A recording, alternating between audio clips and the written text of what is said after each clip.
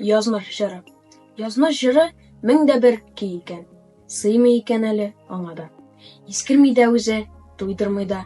Яңара да һаман яңара. Бүген без үз язмышы белән уртаклашкан үзенчәлекле шәхес Барый ага Халилов та кунакта. Рәссам, таләнче, уйларын кәгазь битләренә төзүче, иҗади шәхес ул. Тормыш һәм хезмәт юлын иҗат белән бергә бәйләп алып барган. Барый ага сугыш җыры баласы. Балачагы үсмер еллары сугыштан соңгы авыр чорга туры килә. Әтиләре сугышта хәбәрсез югала. Ул әти сүзен бер тапкыр да әйтә алмый кала. Үзем 1941 елның 6 февралендә туган.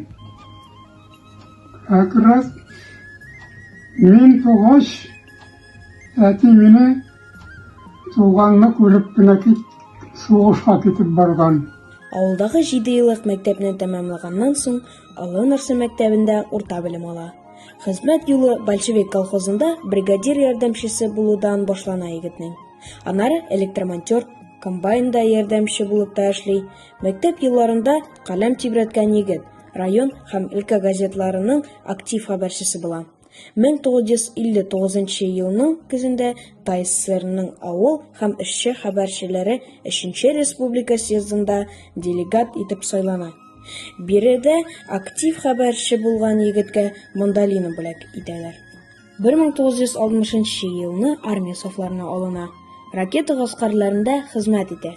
Полигонда ракета сынауларының уңышлы үткәрелгәнлектән егетне партия членлыгына кандидат итеп сайлыйлар. Армиядә дә стен газета чыгаручыларның активы була ул. Хезмәтне тәмамлап кайтканнан соң кулы эш яраткан егетне туган мәктәбенә хезмәт укытучысы итеп билгеләр.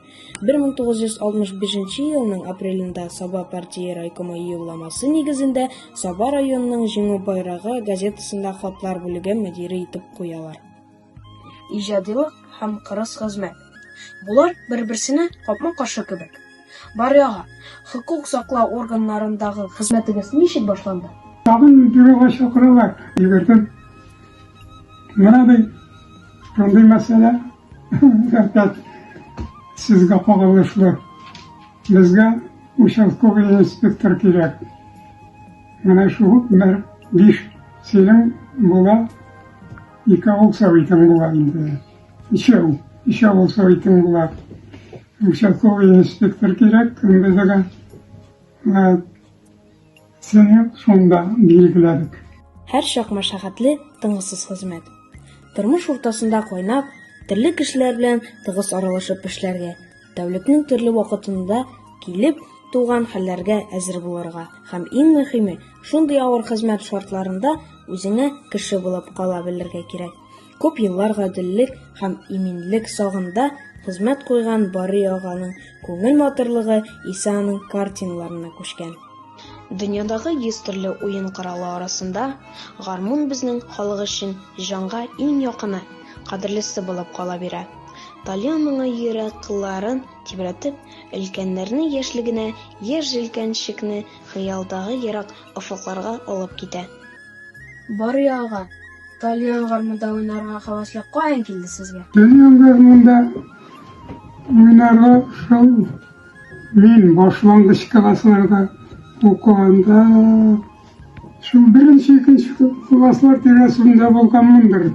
Тыйнаклыгы, затлылыгы белән үзенә хөрмәт уятучы Барый ага Тальяны белән авыл концертларына гына түгел, һәр елны районыбызның Сабантуенда чыгыш ясый. Тормыш сынау. Тормыш булгач, төрле чаклар була. Түзә алмаслык кыен вакытлар да була аның. Дөнья бит ул, аның үз кануннары. Юлыңны бүлеп, алдыңда күккә ашкан таулар торса да, каушап, туктап калмый. Авырлыкларга бирешми яшәргә кирәк. Бүген Барый ага кызлары, кияүләре һәм оныклары янәшәсендә, ә күңелендә Тальян моңы.